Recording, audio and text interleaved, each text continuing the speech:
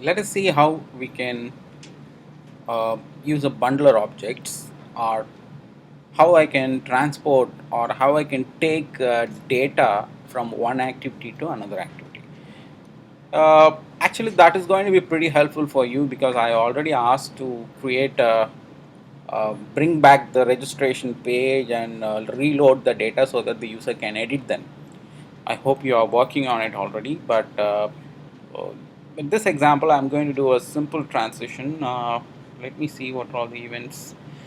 Okay, so this is where the user gets validated, like a username password matches with the one which is already there in the preferences.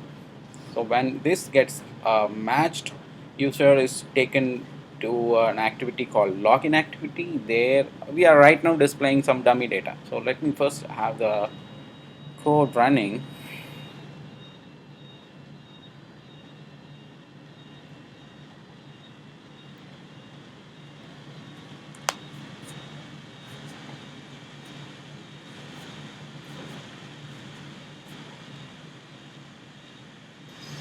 Typically speaking, I feel uh, this Android Studio somehow takes a longer time to process or execute the request.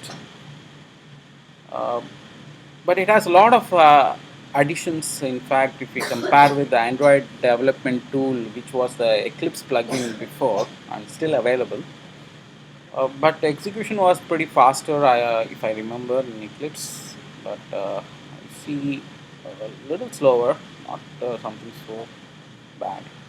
Okay, so in this case, the user register, we already have a scroll bar added, so those things already been done. So I think I entered something, if I remember. Let me try. Okay, so when I enter the username and the password, I'm simply displaying uh, logged in successfully. But in this case, I want to display. I remember I entered username as Dev, so the same ID, hello, the name, same name what I entered. So it will look like as if I taken the data from one activity and displayed in the second activity. So let's see how I can do that. First thing, I need to make sure the login activity contains a text view. So this is the login activity, and it has a layout file called login underscore activity.xml.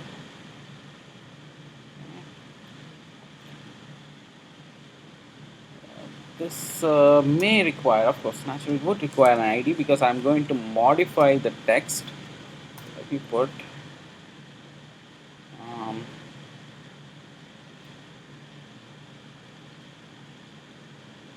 say I'll make it as a result, something, whatever name. We'll do.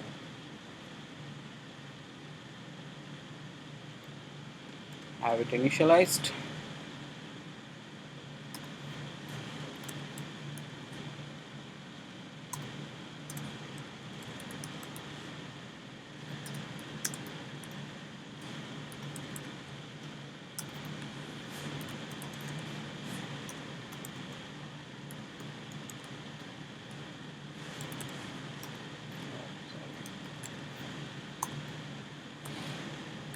Probably should avoid this kind of reserved keywords, but I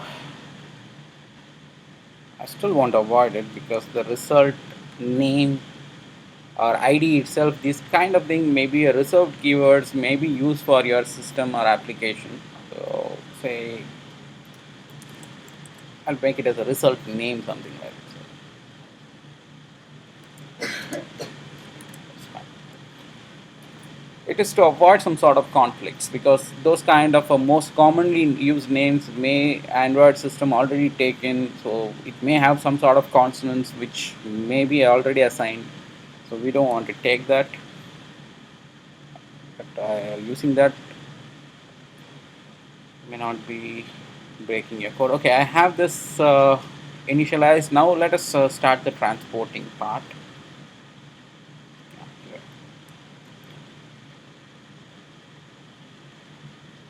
Transport is pretty simple, which we already know.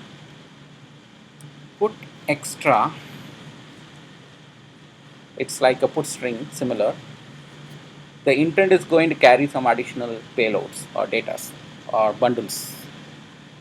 A key, so in this case, username, I'm hard coding, and the value it is going to take username dot get text to string. I'm just parceling string. If you really want multiple data, you can even pack another one called password also. Password may not be needed on the second screen, but if you want to validate,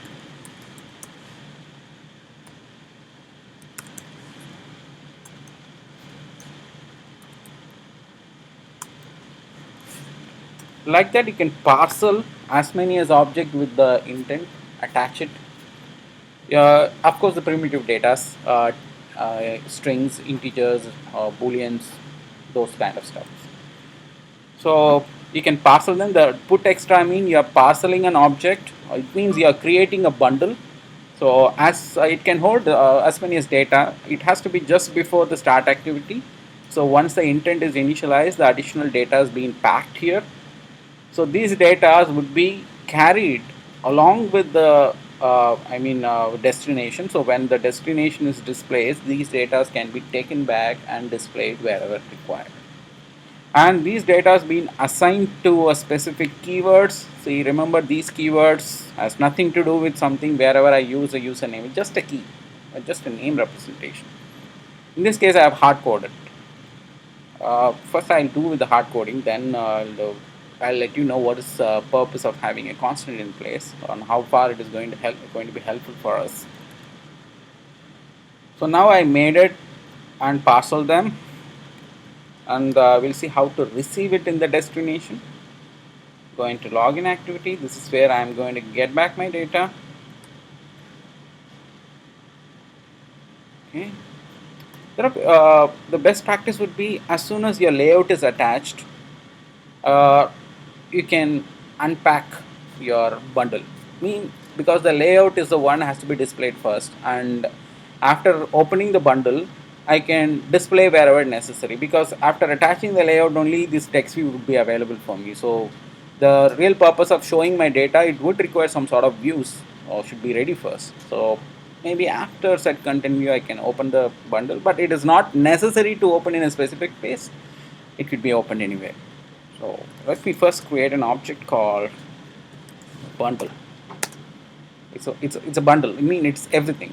So name I can give anything. So I just give a name bundle itself. That can be accessed. Get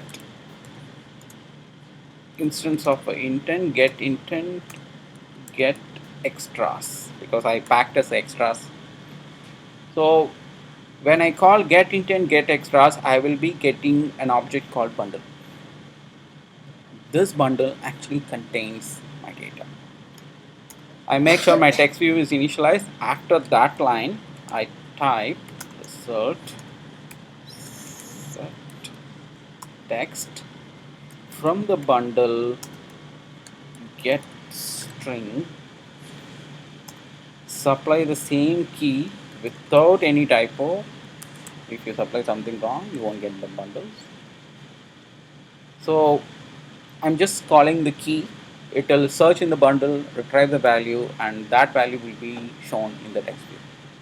So if the username, whatever I type, would be displayed over here. We have to test it first.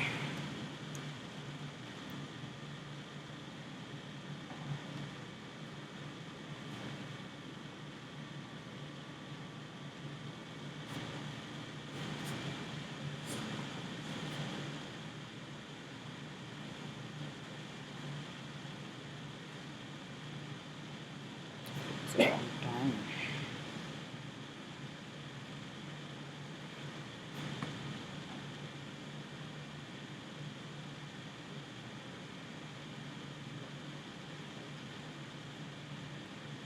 So I'm going to enter the username password. If you see the second page or second activity, I get the same one which I typed over there, and this data has been taken from one activity to another activity. Of course, I did a lot of things. I put a bundle, I created a bundle using put string or put extra, and I assigned that particular value with a key, and initiated the new activity. The activity, once it's open, I get back the same bundle and supply the same key and retrieve the value associated with the key and display wherever necessary. A couple of things. As a programmer, I may do some sort of mistake. Chances are there, typos.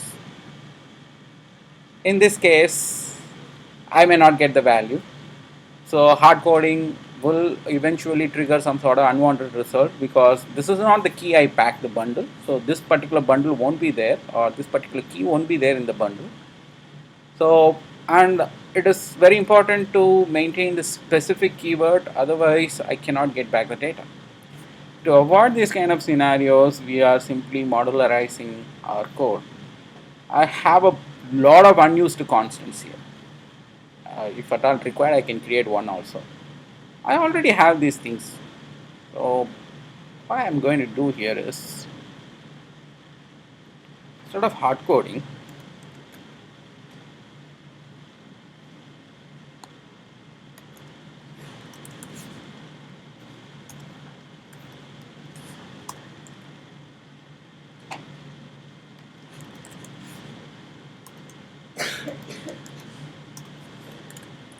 so what exactly would be there? Within quotation password, within quotation username only going to be there, but only I am calling through a reference, that's it. Because the value of a username is nothing but, in this case, a static string is containing the username. So at the end, the same one, but only thing I made it as a constant. And it's been referenced like this. While I retrieve, I'm going to do the same thing. Of course, I'm not going to type anything, so I'm going to type. So supply the same key and retrieve the value. In this case, chances are there to make a typo. I won't do any mistake because that is a constant. So the same key I can easily retrieve. Any attempt to modify it is not going to work. If at all modify, it will reflect everywhere. So it's not going to affect my code or running process. You can use already existing constant, or you can create your own constant. It's up to you. So for example, some people prefer this constant is already associated with this. Why should I use it? Okay, if you feel that, you may create a different constant for your requirement. I'll make it as underscore. If you want to give it even a different, change the key itself. So we can modify this.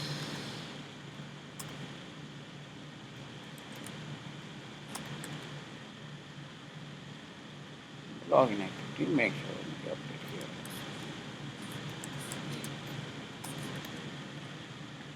So the same key, at least just what are all the keys you use for bundling, the same should be required to retrieve it back. That's it. So in this case, when I create a bundle, I use these two keys, user underscore name pass underscore word, but it is actually containing some sort of values, in this case underscore username password. So I make a bundle using these two, and of course while I retrieve, I use the same key. It's a standard practice which will avoid a lot of errors. If your code gets so bigger, and you can very well have a complete control over to it, because being referred through some sort of file, any changes happen, all you need to modify this file alone. You don't need to search through your code and find something else. So an object can be bundled along with the intent using a method called put extra, and it takes a key and value. A key is a constant, is always string, and the value, whatever the value you associate, mostly primitive data types such as string, or booleans, integer, double, float, whatever, so those number systems, and can be packed, and as many as data can be packed with having a unique key for each, and the same can be retrieved in the destination activity by duly calling the bundle object through get intent get extras and attach with the specific views wherever it is required. If you really want to display something else, say hello,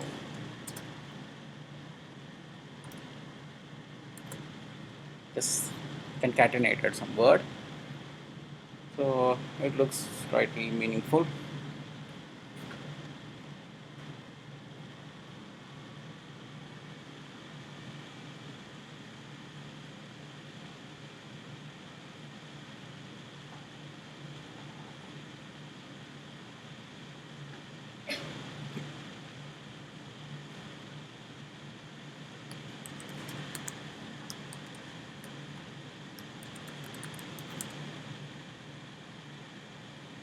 In this case, the data is being taken to a second activity. Like that, you, so in this case, you create a bundle object, attach and open the object in the destination. This is one process. There is one more. What if there is one more edit text here, user type something here, and when you click back, the same data should be brought back to the source activity or where it is coming back. Reverse bundling is also possible. Of course, that also we can do it. But first thing, we have to make ourselves comfortable with this kind of a scenarios where I'm going to take the data from one activity to another activity, use it, and of course, your registration page. Of course, this is what I was requiring. So, for example, user enter the password. There should be some button. Clicking the button should bring the data registration page again, and with the data filled, pre-filled, including the selections of checkboxes and radio button, whatever, because everything is being saved in the preferences and should be displayed, and that should be used for our editing purpose. So, has it been done, been worked on, or what kind of progress it has now? Up to this completed? Silence is really scaring me. What's Is it completed or is being progressing, or you're still stuck with the previous exercise, or what happened? Stuck. Couple of stuck words coming. Who? Okay. I'll write it, maybe afternoon session I'll write it, but keep trying. Um, Afternoon session maybe I'll reproduce the same example, and I'll add the edit feature for this application. Maybe we can see that in detail, because that pretty much involves sending the data from one activity to another activity. May not be a lot of data because data has already been saved in the preference, so retrieving is not going to be a problem. But how I'm going to differentiate whether this page is for new user or whether this page is for existing user. So the same activity, but it is going to do a polymorphic output, stating the one activity when I call it looks as if it works as if a new user registration, but the same activity I can use it for edit user also. So means the same activity comes with a different representation.